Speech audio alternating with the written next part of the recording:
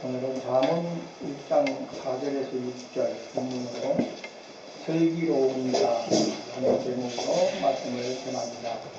그래서는 열천의 비유를 들어서 말씀을 주셨는데, 성령과의 만남을 말씀하시기 위해서 신랑을 맞으러 나간 열처녀를 들어서 설명하셨습니다. 신랑은 다시 오시는 예수님, 즉 성령을 가리키며, 이 열처녀는 다시 오시는 예수님을 기다리는 자들을 가리키는 것입니다. 그런데 미련한 자들은 덤을 가지되 기름을 가지지 아니하고라고 말씀을 주고 있는데, 그것은 다시 오시는 예수님을 기다리지만 육체를 입고 다시 오실 예수님을 기다리는 자가 되어서 이제 그들은 신랑 되는 예수님을 맞이 못하게 되는 그런 결과를 빚게 됩니다.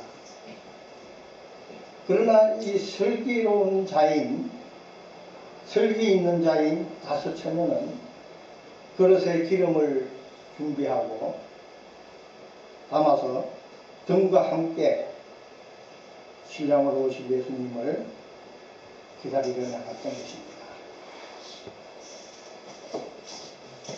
이런 비유를 들으면서 지금 이 슬기로운 다섯 처녀는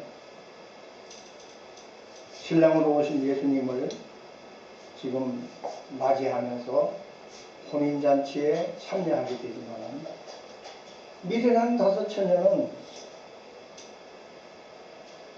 예수님에 대해서 바로 알지 못해서, 성령으로 다시 오신 것을 알지 못해서 그들은 결국 혼인잔치집에 문이 닫히고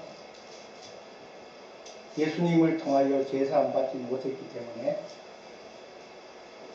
그들은 구원받지 못했다 하는 그런 말씀을 하셨습니다.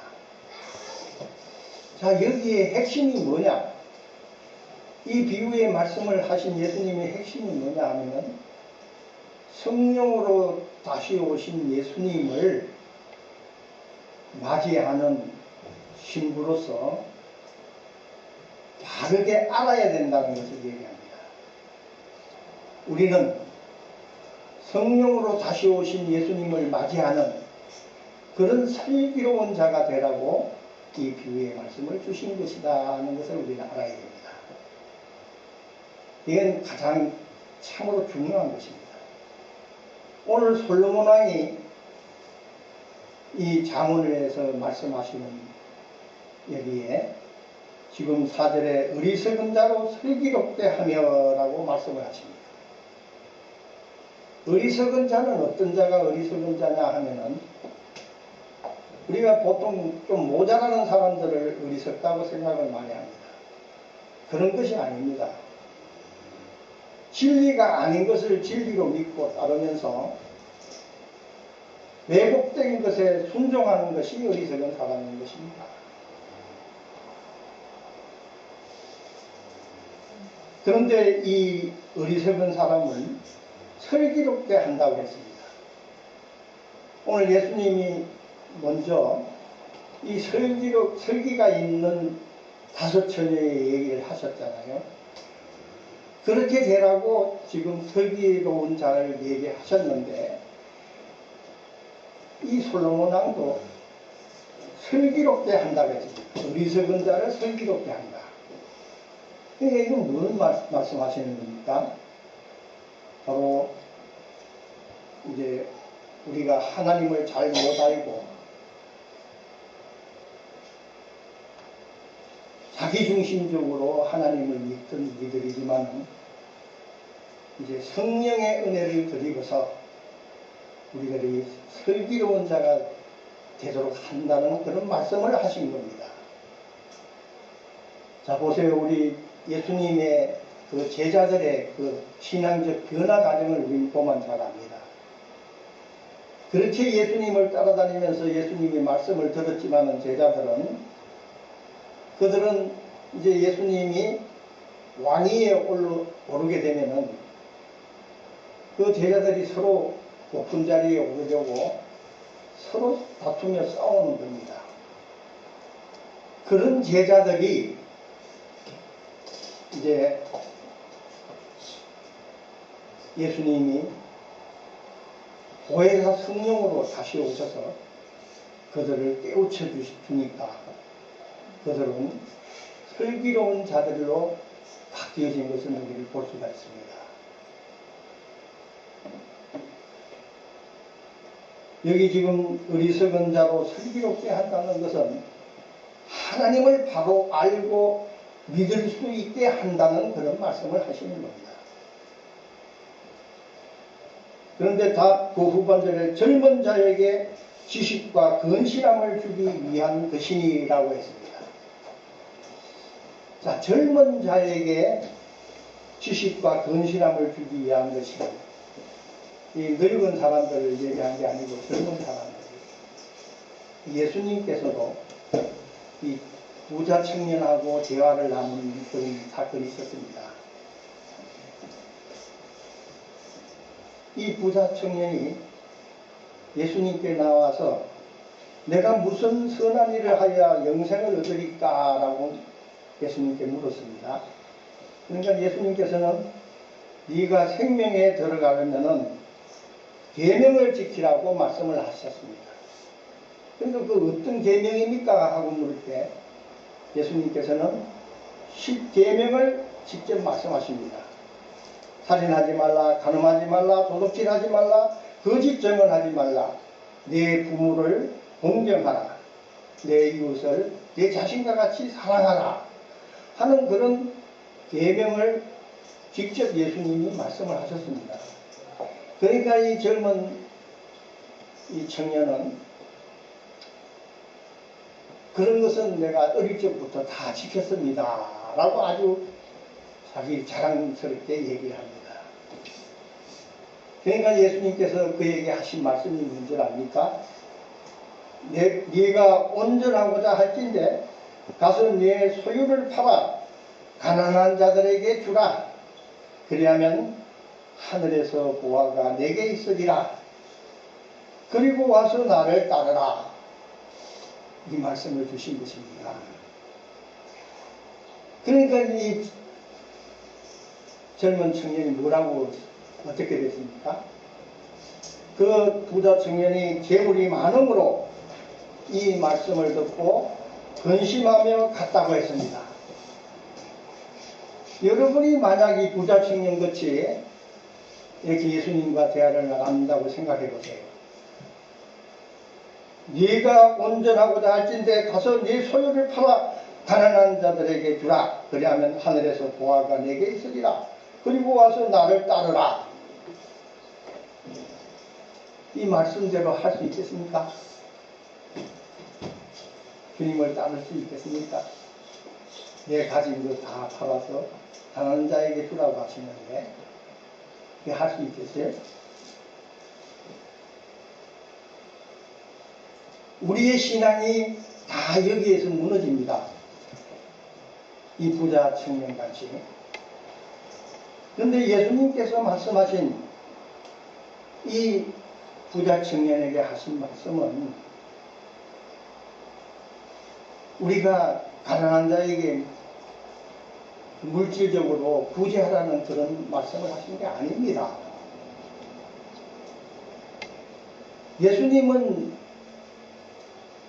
물질과 현실의 그 상황을 바꿔주는 것과는 다른 영혼 구원자이신 것입니다. 그런데 예수님께서 남의 재산을 그냥 팔아서 그냥 가는 사람에게 다 구제하라고 하시는 말씀을 하시겠습니까? 그런 게 아니죠. 유대주의적 제도나 육적 메시아관에서 벗어나 현실의 것을 정보화하지 아니하고 예수님을 영혼 구원자로 영접하여 예수님을 믿으며 제사함 받고 온전하라고 하신 예수님의 의도인 것입니다. 그거를 잘 깨닫지 못해서 이 부자 청년은 그냥 근심하며 돌아갔다고 했습니다. 여러분, 젊은 자에게 지식과 건실함을 주기 위해서 예수님은 오늘 말씀을 하신 것입니다. 즉 영이요 생명의 말씀을 그 젊은이에게 하신 것입니다. 우리도 이제 하나님의 말씀을 대할 때에 그 말씀을 우리가 세상적으로 육신적으로 자꾸 해석해서 보면 안 된다는 것을 분명하게 우리는 알아야 됩니다. 솔로몬 왕이, 물론 우리 사람들은 지혜의 왕이라고도 합니다. 그 지혜가 많다고 해요. 그러나 그 지혜가 뭔지를 잘 알아야 됩니다. 그래서 우리는 5절 말씀을 한번 다시 봅니다. 5절 말씀에 보니까 지혜 있는 자는 듣고 확실히 더할 것이요 명철한 자는 지략을 얻을 것이라 했습니다. 여러분, 여기 지혜와 명철이라는 말이 나옵니다. 우리는 이것을 분명하게 알아야 됩니다. 지혜 있는 자는 듣고 확실히 더할 것이요 라는 말씀은 하나님의 말씀을 들어서 머리가 좋아지고 공부를 더 많이 함으로 학식을 얻는다는 그런 말씀이 아닙니다. 우리 육적인 말씀이 아니기 때문에 그렇습니다. 이 지혜 있는 자는 바로 하나님을 바로 아는 자, 그런 자들은 하나님에 대한 지식을 더 얻는다는 그런 말씀을 하신 것입니다. 이 지혜가 바로 슬기로운 것입니다. 여러분, 영어 사전에 보면 지혜를 뭐라고 표현합니까? 지혜나 또 이 슬기로움이나 다 똑같은 위스덤이라고 하잖아요. 똑같은 말입니다. 그러니까 이 학식이 더한다는 것은 우리가 세상적인 공부를 학식을 더 얻는다는 것이 아니라 하나님에 대해서 아는 지식, 이것이 더 많아진다는 것입니다. 그리고 명철이 뭡니까? 명철한 자는 지략을 얻을 것이라. 명철도 마찬가지, 지혜와 마찬가지입니다. 하나님에 대해서 잘 아는 것을 얘기하는 겁니다. 그런 자가 되라고 말씀을 하시는 것입니다. 그러면은 우리가 그리스도에 대해서 밝히 알고 그리스도를 통하여 제사함 받고 영원한 생명을 얻는다는 것을 우리가 바로 알게 되는 것입니다. 이것이 지금 이 솔로몬 왕이 우리에게 주시는 말씀입니다. 이 말씀을 그냥 세상적으로만 우리가 알아서는 아무 소용없는 건 아니겠죠. 우리 육신적인 삶에서는 좋을는지 몰라도 그것이 아닙니다. 우리에게 영원한 생명으로 구원을 받게 하기 위해서 주신 영의 말씀, 생명의 말씀이라는 것을 잘 알아야 됩니다. 그래서 6절에 자문과 비유와 지혜 있는 자의 말과 그 오묘한 말을 깨달으리라 그 말입니다. 지금 솔로몬은 자문을 말씀하셨어요. 또 예수님은 비유의 말씀을 많이 하십니다. 지혜 있는 자들, 선지자들, 왕, 이런 사람들의 말과 그 오묘한 말을 깨달으리라 했습니다. 오묘한 말이 뭡니까?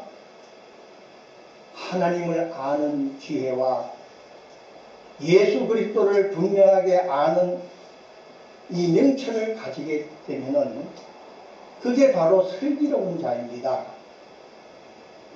오늘 솔로몬은 그 말씀을 우리에게 주시는 겁니다. 그 말씀은 바로 육적인 말씀이 아니라 영이요 생명의 말씀이라는 것을 우리는 분명하게 알아야 됩니다. 사도 바울 보세요. 사도 바울이 그가 다메섹 도상에서 성령으로 빛으로 변현하신 예수님을 만나지 못했다면 그는 육신적으로 세상적으로는 뭐 존경받고 잘 살 수 있을지도 모릅니다. 그렇지만 그에게 영원한 생명은 기대할 수 없습니다. 왜? 예수님을 통하지 않고서는 우리가 제사함 받을 수 없다는 것을 분명하게 알아야 됩니다. 제도를 통해서 우리가 제사함 받는 게 아닙니다. 우리의 힘으로는 안 됩니다. 그건 뭐냐? 바로 성령의 은혜를 더 입어야만 우리가 다시 거듭나는 자가 되고 주님으로부터 성령으로 다시 오신 주님으로부터 제사함 받고 영원한 생명에 이르는 겁니다. 여러분, 우리 모두가 다 슬기로운 자가 되어서 사도 바울처럼 이렇게 그동안에 알던 윤리 도덕적인 것은 다 배설물같이 여기고 이제 오직 영이요 생명의 말씀을 붙들고 정말 예수 그리스도를 다르게 증거했던 그 사도 바울처럼 우리도 슬기로운 자가 되어야 할 것입니다. 기도하겠습니다.